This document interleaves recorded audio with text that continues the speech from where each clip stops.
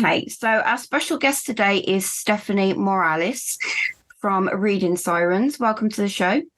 Hi, thank you for having me today. You're very welcome. So tell us a bit about what you do. Okay, so with the Reading Sirens podcast, I am one of the co-hosts. So it's me and Heather Pantoja, and we interview authors. We talk about their books. Sometimes we just pick a book and just talk about the book in general. We like to get a lot of insight from the authors as far as where their ideas come from or what sparked the story, any themes in particular that they really like to discuss or that they like to, that they like to use in their books.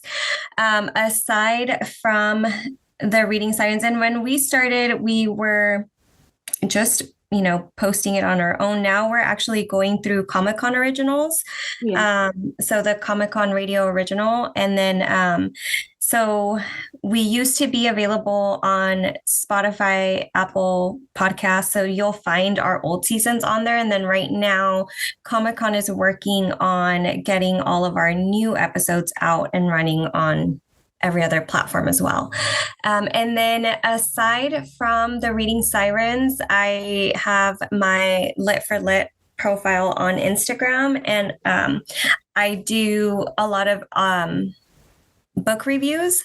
Yeah. So I'm very, very into the horror genre. So I tend to like reading a lot of horror books, but I do also like a lot of fantasy, a lot of sci-fi, I have been reading a lot of romances lately, which is out of my norm really, but I am loving everything I've been reading so far. And so I do like to do that. I like to do my reviews. I'll post my reviews on Instagram. I will post them on Goodreads, Amazon, wherever I can really. And I do love to focus a lot on indie authors or independently published authors. Yeah. I do feel like most of what I post on my Instagram or Goodreads, I will prioritize my indie authors a lot, just because I feel like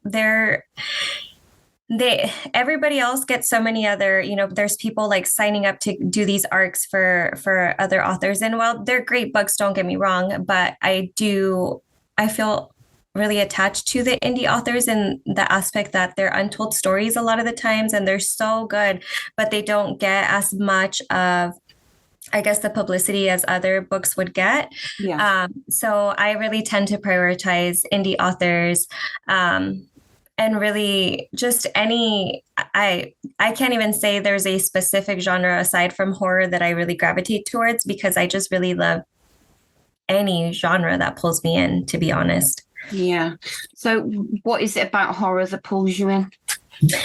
That's so now as an adult, I think that I've noticed that there's a lot of psychological themes that get covered through horror, or a lot of just really hot topic themes that are in the horror genre.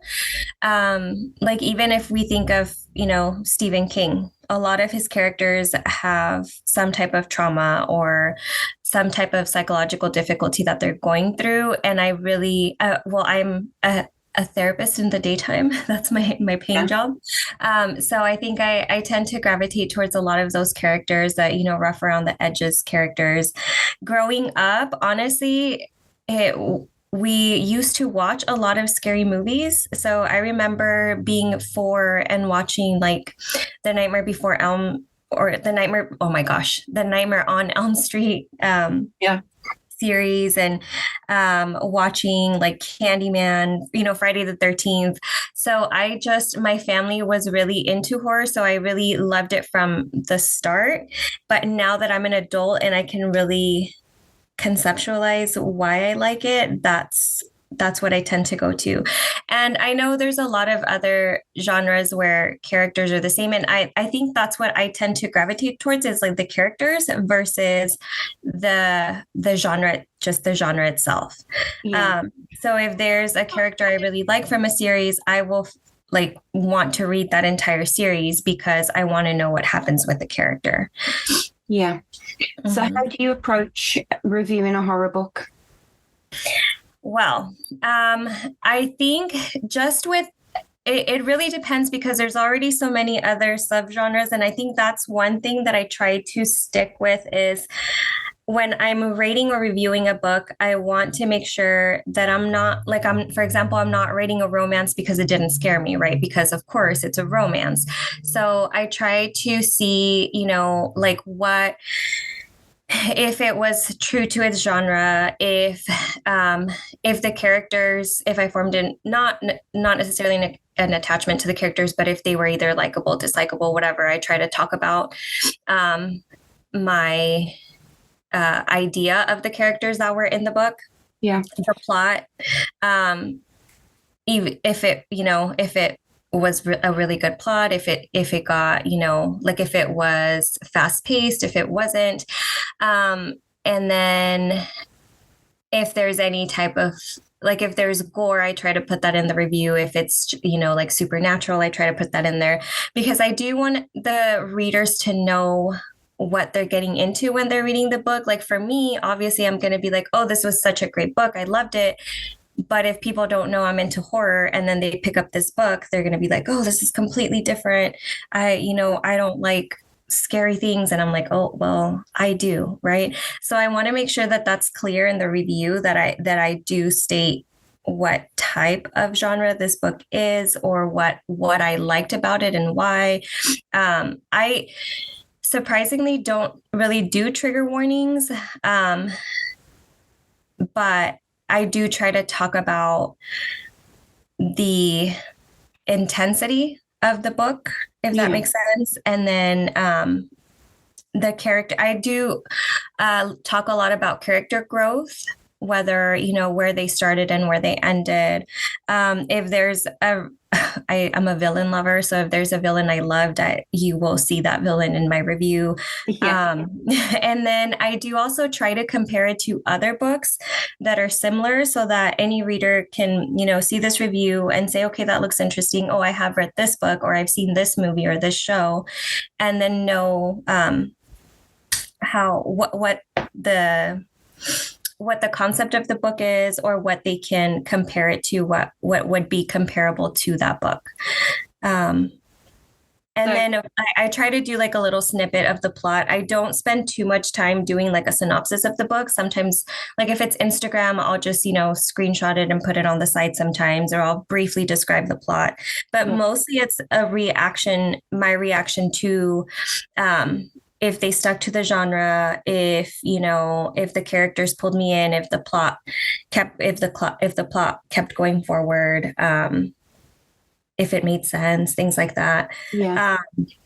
I tend to be like, if I don't, it's very, very rare. I don't think I've ever rated a book below 3 stars, but even when I don't rate it like 4 stars or whatever, I'll try to say like what it was about the book that I wish could have been better, or why I didn't rate it higher. Yeah. Just because, that's, to me, it's subjective. It's not like, to me, I might not like a certain aspect of the book, but maybe that's something that another reader might really like. And so they might not get the same rating I did. They might actually get a better impression of the book, Yeah. So yeah, I try to be fair with that. And I try to remind people like, this is just my take. Yeah. Yeah. So how do you handle spoilers in your reviews? Oh, I try to stay away from those. I try to stay away from spoilers, and I'm trying to think and see if I ever, I want to say I have not written a review with a spoiler.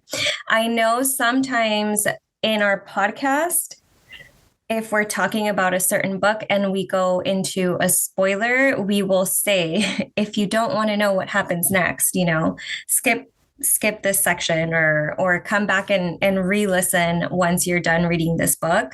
Yeah. Because there are certain books where you want to talk about that twist, or you want to talk about your reaction to whatever happened and what the spoiler was. So I know there's times when me and Heather, we just want to talk about it. So we'll talk about it, but we'll let people know there's a spoiler coming. So please, if you don't want to hear it, just come back to this episode at a later time.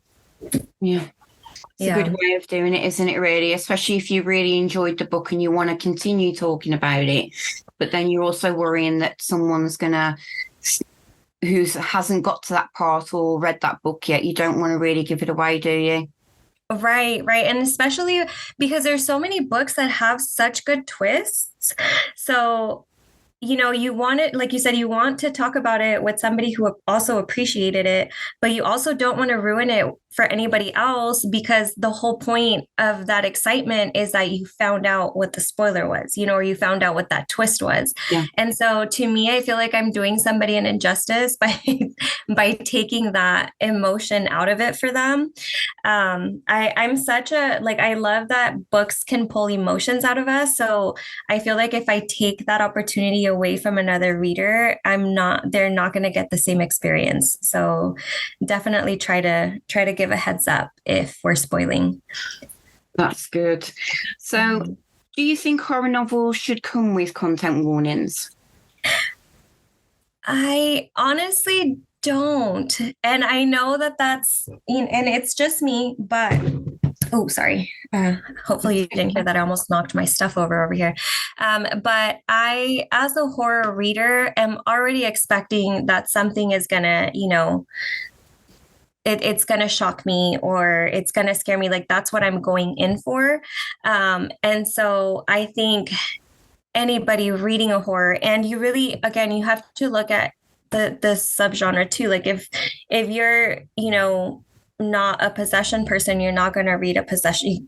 You're not going to read The Exorcist, right? Because you're going to be scared out of your mind. Like if you don't like creepy kids, then you're not going to read, like, let's say Baby Teeth by Soje Stage. Like there's just so many things that you yourself have to be aware of. I don't think the book should be, I don't know, bringing that out for us, or like saying like trigger warning, this and that, because we're going into horror. We know we're going in for a scare. We're going in for the gore. If that's the type of book that you're going into, be scared to look at your own kid in the middle of the night, so, yeah. So I go in it for the scare. I go in it for the shock. I go in it for, like I said, a lot of the psychological aspects of it.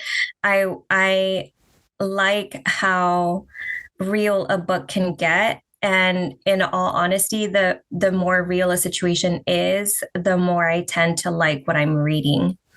So, well, and I say that, but I'm reading horror. So some stuff is very fantastical, but a lot of authors have said that they draw on their own personal experiences and they put those into, obviously, the books to get that little bit of realism. How, as a psychologist, how do you see that? Honestly, I think that is, like I said, one of the things that pulls me into the horror genre now, not even just from the therapist perspective, but also from the perspective of I myself have been through trauma, and reading about it in a book, whether it's a horror book, whether it's a romance or a fantasy, whatever it is, it really helps to relate to it, and it helps you to feel like you're not alone.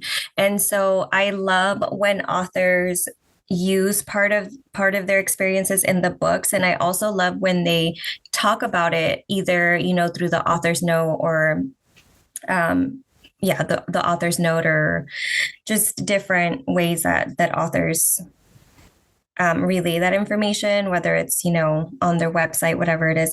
But I myself am a big fan of that. I feel like if a story feels real, and if it's something that you've been through or similar to something that you've been through, it helps you to feel less isolated. And I truly like that about any genre, really. I like that about authors when they're real about where they pulled from, or even if it wasn't them, just knowing somebody who went through that situation. I think it's what helps the characters be relatable as well. Yeah. I mean, the authors themselves, they find it's a release and it's a way of sort of like dealing with the trauma that's happened to themselves if they're sort of like writing it down on paper as a story.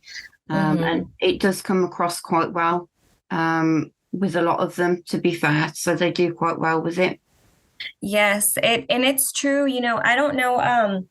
I know two authors specifically that I've read their author's notes, or I've talked to them as well, and they'll share maybe not very specific information, but they'll talk about that this was a book where they process their trauma or whatever tough experience they were going through that story. Like two that stand out to me right now are Marcus Hawk and Haley Newland. They're pretty open about their writing and what in their life influenced that, or what they were going through that influenced that. And to be honest, sometimes you're going through something similar yourself as you're reading it. And I'm a firm believer that when you need something, you get it. And whether it's, sometimes you might not know why exactly you picked up that book, but once you pick it up and you get into the story, you realize that you as a reader are also getting something out of it. You're also as a reader processing whatever emotions you were, stuffing deep within yourself, or whatever it was that you didn't feel comfortable talking about with someone. Reading about a situation can help you process that as well. Thank you. So are there any subgenres within the horror genre that you particularly enjoy or dislike? Dislike, I don't think I've found any yet. I tend to really like the occult horror. And I tend to really, like, if we're talking about very, very specifically, I like a lot of like haunted houses. So that's like what I will always like a lot of haunted houses. I have recently started reading some more like slashers, and I'm really liking that as well. But like I said, I don't think I've found anything that I've disliked. My favorite thing in a book is when it can have different elements from different genres. Yeah. So like I know I just briefly spoke about Haley Newland. She has a Take Your Turn Teddy. And that one is, there's the psychological horror, there's the whole like supernatural aspect. And then there's a section that has a lot of police procedural in it. And she made it work. Like it was just perfect. It was really good. Marcus Hawk and the Miracle Sin, there's a lot of like religious and like what you could call, alternative history in there. And then one of my other favorite books is Ungodly by Braden Riddick. And that one, again, it's a mix of like, there's possibly like some sci-fi in there as far as like how I don't even want to call it an entity because we don't even know what it is, right? But just like the unexplained happenings and things like apocalyptic, like it's just, I love when a book is horror, but then it also pulls from other genres and works within the story. Yeah. So, there's a lot that I'm sorry, I don't know if I answered your question, but no, that's fine. No, that's fine. I was just saying there's a lot of authors that do that now. They cross genre, don't they, when they're writing books? And I do think it is a good way of going as well, to add sort of like different elements into the story from different parts of the horror genre. Yeah, for sure. For sure. And I mean, even thinking back to, so my favorite book ever is Frankenstein by Mary Shelley. And that one's horror, but there's also sci-fi, like that's, I don't know, like I love how that worked. And then there's also kind of like a love story in between that, like you just, there's just so much going on, but it works. And so I love that in a book. So how do you deal with reading disturbing or frightening content? That's a tough one. If it gets, and there's two books that I've actually had to like stop reading in the middle of the night because I was actually getting nightmares. And one of them is 396 by Christopher Frost. I don't know if you've ever read that one. So it's about this family and they move into a home and there is a spirit or an entity that is taking over one of the characters or one of the family members. And there are so many really, really scary scenes. And like I said, I was reading it in the middle of the night and I would start getting really freaked out because it's dark, and so I would have to like close it, open it up later. But as far as disturbing themes, I like to say I'm pretty thick-skinned and it's hard for things to get to me. I think where it gets to me sometimes are really intense, like trauma scenes. And honestly, I just take a little break. I'll take a little break from the book. Maybe, one of the things I like to do is go for a run. So might do that. I don't think I've ever gotten to that point with the book, but I have had to like close the book, maybe scroll through Instagram for a little bit or, get up and clean something or do something different just to get that scene out of my head before revisiting. But a lot of times when that happens, if I do get triggered, like I know Gerald's Game was another one where I had to take breaks from that one because the trauma that was described in that book was pretty intense. And so I had to take a break, especially I think with me, it has a lot to do where if I'm having to deal with a lot of that in real life. So when I was reading Gerald's Game specifically, I was dealing with a lot of trauma cases. And plus I have trauma in my past. So in that point in time, I think I wanted book to be an escape. And at that moment, that book was more of the same. So that book, I actually had to take a break and I didn't go back to it, I think for weeks, because that was a sign for me that I needed to take care of myself in a different way. And so I think I went on to like lighter reads. And then I did a lot of self-care over that. It was about a month. That was the one time where I took that big of a break from a book.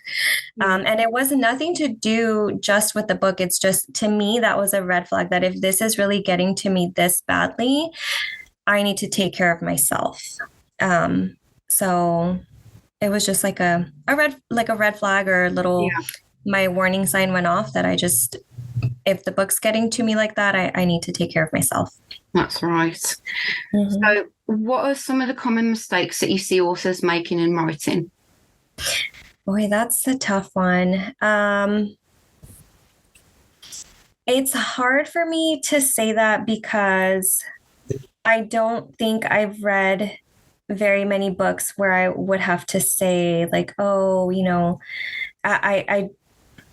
I've never written a book myself, so I don't want to be too harsh when I critique, but I think one of the biggest mistakes for me is when a main character doesn't have much depth to them. I don't know if I'm pronouncing that word right, but like when the character doesn't have enough substance. And if the main character isn't standing out to me, then it's tough for me to relate to a book because usually the characters are what pull you into the story. Which again, I haven't encountered that often, but when I have, it is tough for me to push through the book. Yeah. Yeah. Other than that, just little things here and there. One of the things I've noticed, like sometimes it's like if a book isn't proofread and there's tons of typos or tons of, tons of errors. And if it's tough for me to actually understand what is being said, then that's another one. But again, it hardly have ever encountered that. So to me, I think it's just when the character doesn't have enough substance to where you can't really figure the character out. You know what I mean? And so that's tough for me. Okay, so can you recommend any must-read horror novels for beginners? Oh my goodness, you're giving me a tough one. Um, so I know I already named three so far. So for sure, Ungodly by Braden Riddick, The Miracle Sin by Marcus Hawk is a must read.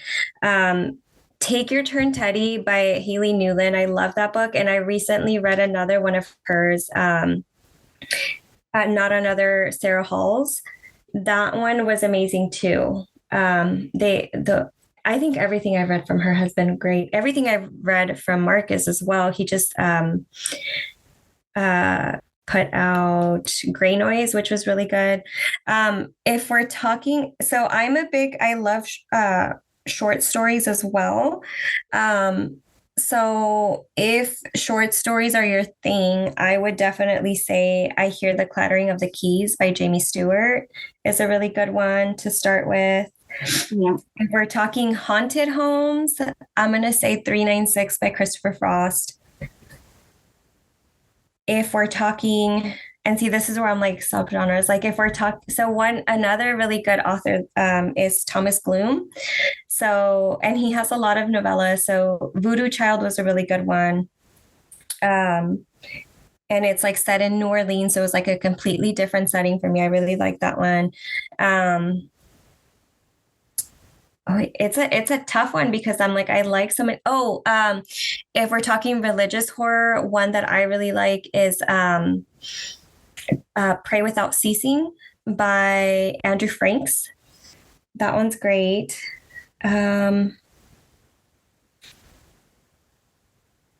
Oh my gosh, there's just so many. I'm trying to think of any more.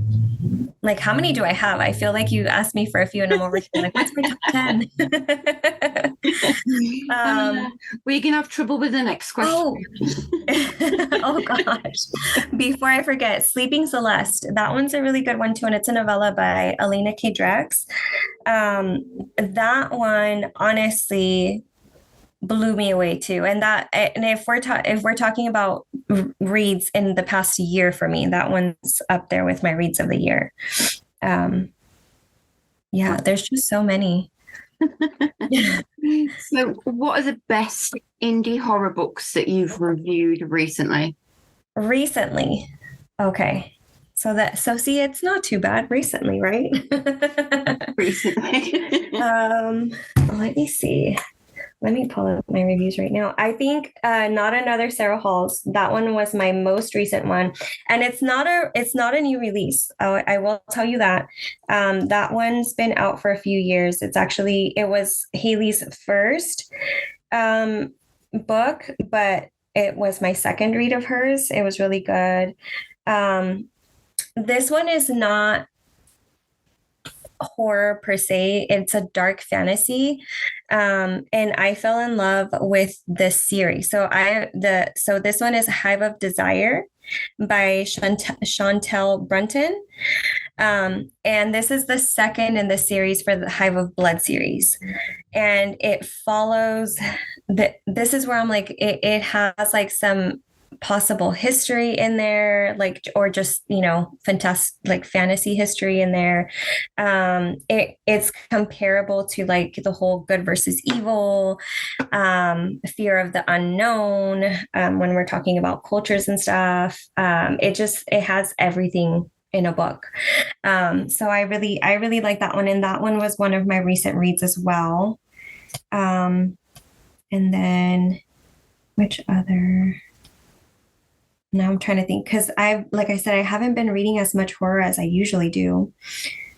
But Not Another Sarah Hall's. Where's my Goodreads? Oh, you know which other one? E.C. Hansen, and that's another collection of short stories.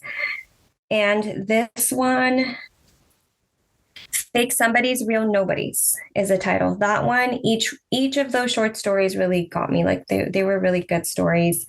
So I would say those for my recent reads, like those are the three that really stick out to me. Another one that wasn't a horror one, but it was an indie one that I really liked, and it was my first read of the year, was oh gosh, I can picture it and I can't. Switchers by Christopher Tallon. Tallon, Tallon. And that one is more of a sci-fi. So it has like the aspect of going back in time, and it's this group of teenagers that are friends, or preteens that are friends, and then their future selves come back in time to try to help them out with like end of the world type of stuff. Yeah. So that one was really great too. Okay. Yeah. So what's your advice to authors looking to break into the horror genre? Honestly, write what you feel. Like you said, a lot of them pull from situations, past experiences, from just whatever.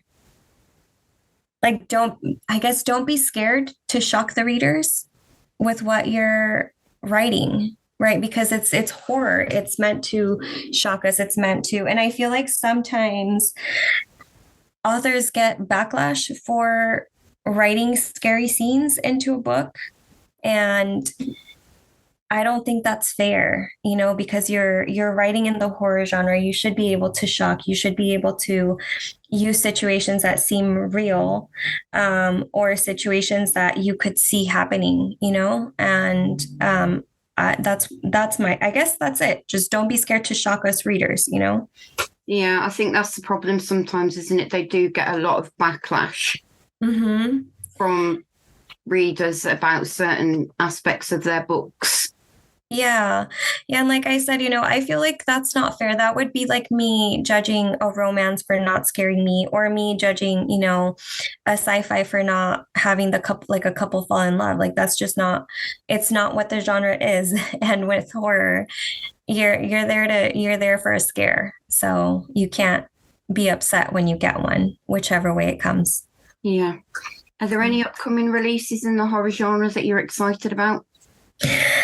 Ooh, that is a good one. I'm trying to think. I know that is a good one. So I just read the one I was really looking forward to, and this one was not an indie one, but I was really looking forward to Vampires of El Norte by Isabel Cañas, and I just read it. So it was actually really good. So that was one I was looking forward to. Let me see. Oh my gosh. Let me pull up my. So one, it's a recent release. It's not coming up, but it's a recent release. I just haven't gotten to it. Is The Hollow by Mike Salt. Yeah. So there's that one that I'm looking forward to. And he's another one too, where on the House of Harlan, or the House on Harlan, or the House on Harlan. He talks briefly about how some of his books have been not based off of, but influenced by things that he went through, or tough times that he went through. What is his last name? Ryan Labey, I want to say. I don't know if I'm pronouncing this right. I want to say it's Ryan Labey, so Labee. He just released The Halloween Party, and it's a like short stories. So I've been wanting to read that one. Okay, so this one hasn't been announced yet, but I know I keep seeing that Calvin Ellis is working on the next in the series for the In the Hills Above the Gristmill. Yeah. And I have been waiting for that one since I read In the Hills Above the Gristmill. So I'm excited to read that one when it does come out. That's fantastic. So those, I would say those three are definitely three that are on my list that I need to get to. Yeah, that's a good list. Thank you. Anything else you want to add? No, honestly, I would just say if you've never read indie horror before, definitely give it a go, or just indie reads in general. I feel like I said, it's being introduced to the indie horror or just indie books in general through Instagram was probably one of the best things that ever happened to me, because I find that those are the books that I look forward to. And I know I just had a hard time remembering like which books, but I'm like, I think I know more about what's coming up in the indie horror scene than I do what's coming up in the mainstream, or what is it? Well, how do you call it? Oh my gosh, I had like traditionally published, right? Okay. So, but I again, like you said, like there's just so much that the authors put into the books, and they're so, I don't know, they're just so so good, so different too from anything that I've read before. I feel like I'll read a book, and there's in a month there will always be one that I'm like, I love this book. I can't believe, it's been gone from my life. But I definitely think that that's the way to go. If you're reading horror, I mean, obviously there's really good horror authors out there, but if you want to get a really good scare, definitely indie scene is the way to go, or indie horror. Yeah. One last question. Have you read anything where you think an author has gone too far? Oh, that's a good question. I don't think so. Just because, like you said, for the most part, authors write what they know. And too far to me is subjective, because what I feel is too much, somebody else might not feel it's too much. And for me, like I can read a gore scene and be fine with it, whereas other people might not be. Yeah. So I like that shock value. I don't think when I have had to take a break from books, I don't think it's been because of what is being written. I think it's more so just stuff going on with myself at the time. So I don't think so. I mean, I can definitely say that there's been times where I've read something and I'm like, what does that even have to do with the plot of the book, But I can't, I know I've had that feeling before. I just can't remember off the top of my head when it happened or with what book. So I guess it wasn't too big of a deal, right? Yeah, but honestly, I don't think I've read anything where I'm like, oh no, that's too much. That crossed the line. Yeah. I think some authors, especially new ones, obviously when they're writing, they obviously worry about whether they're going too far with particular scenes and whether how the readers would actually take that. Mm-hmm.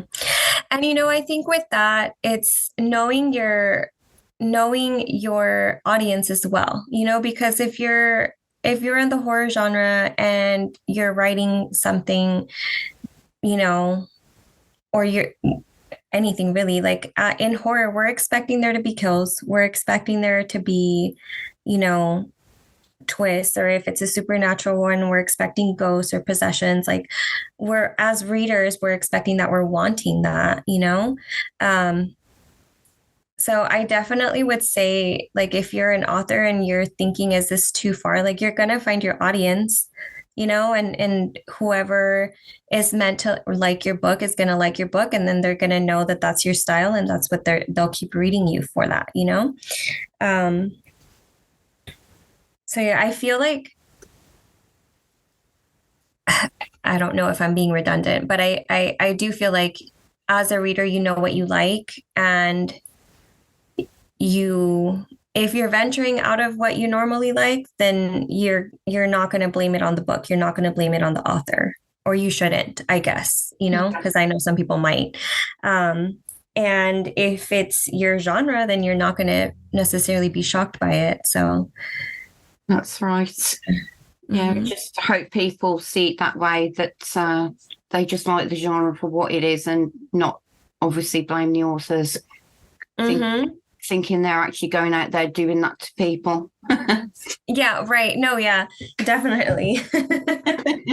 Right. Like, if I stumble across a body when I'm in this specific area, then no, yeah, but I mean, definitely. Even with anything really, it's usually based off of something, whether it was, a horrible dream somebody had, or whether it was an experience that they went through, or whether it's hearing certain stories, right? Like another good one that I read recently was Stolen Tongues by Felix Blackwell.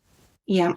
And that one was very different from others that I've read before, because I had never written or read anything that was based off of, I want to say it was like Native American folklore. I don't know if folklore is the right word to use, but it was based off of like a certain spirit, which reminds me of another one that I'm looking forward to. It's called, this one is by David Tarzitano, I think. And it is similar to where it's like based off of Hollow by, I think he said it's pronounced Davide Tarzitano. So that one, and they're both like based off of that same entity, I guess, in the Native American beliefs that they have. Well, not that the authors have, but just in the history of that. And oh my gosh, I'm sorry, I forgot where I was going with that. But those were, oh gosh, I don't know. I got sidetracked. I'm sorry. So, but I did love those. I'm sorry. Can you remind me of what I was? How did I get there? You were saying about Hollow and how they were similar to Stolen Tongues. Yes. And so they were just really, it was different from what I've read before, but they were also based on, that's where I was going. So usually horror is based off of either an experience or a story you've heard, or, some type of like, I don't know, like even, like reality TV, like I don't know, they have like the Skinwalker Ranch and stuff like that. So it always is based off of something, and so whether it's loosely based or not, you're reading it for the story, you're reading it for the shock and horror and the so Stolen Tongues is one that comes up quite often. It has mixed reviews, doesn't it? You've got the people who absolutely love the book, and then you've got the people that are basically trashing the book. I do see that one come up quite often. Yeah, I've actually have not come across a bad review of it yet. But I have seen that a lot of, or maybe it's also because a lot of the people like that I'm friends with on Instagram have similar reading tastes.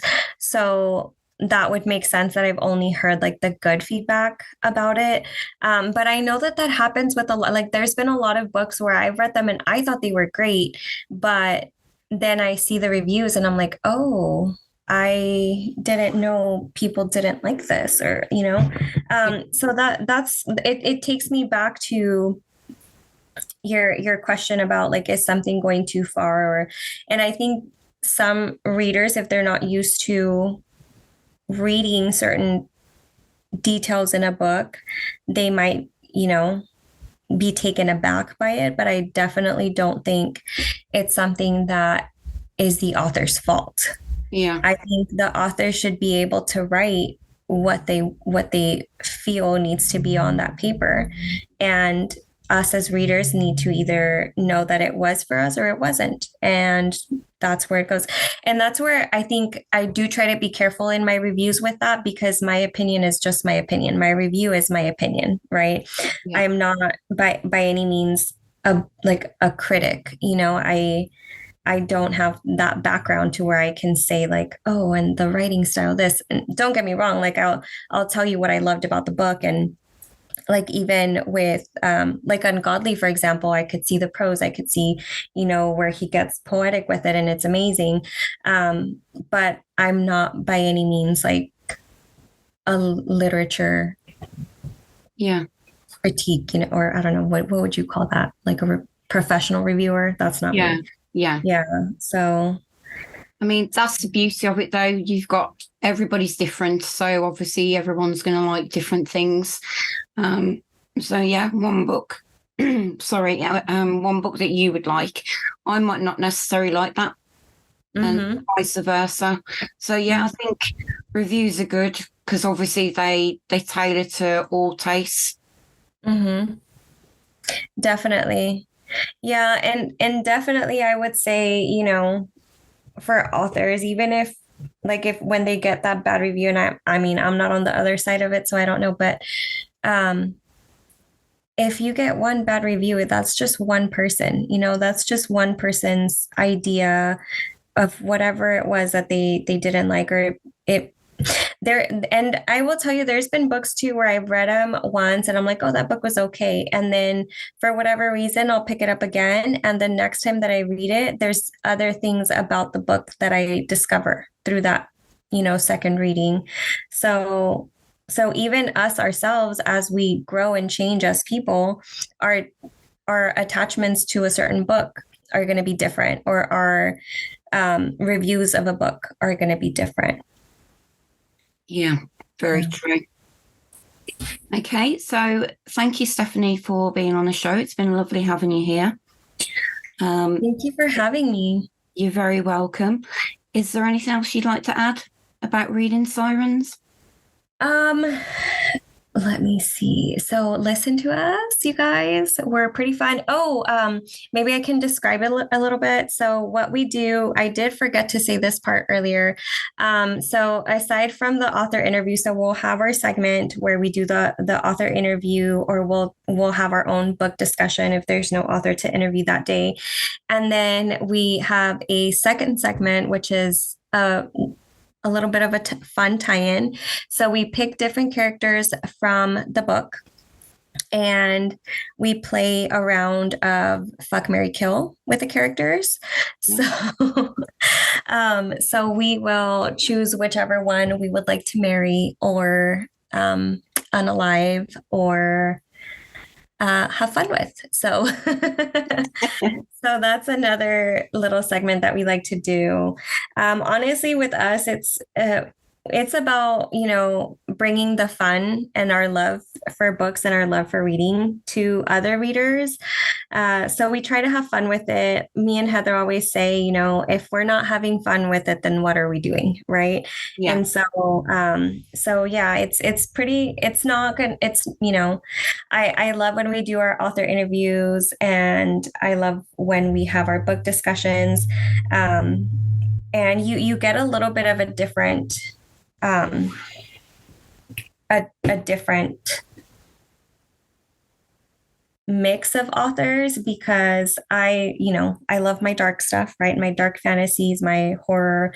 I like a mix of genres. And then with Heather, she's very much she's into a lot of different genres too, but her main one is the romance. So you get our two different personalities and our different takes on the books. And yeah, it's fun. So if you guys get a chance, we are on the Comic-Con Radio Original website. That's where you can find our episodes. And then soon we are going to be re-released into I think it's going to be, it's going to be for sure Spotify and Apple. And then there's a bunch of others that we're going to get re-released to pretty soon. So that's wonderful. Wish you the best of luck with it.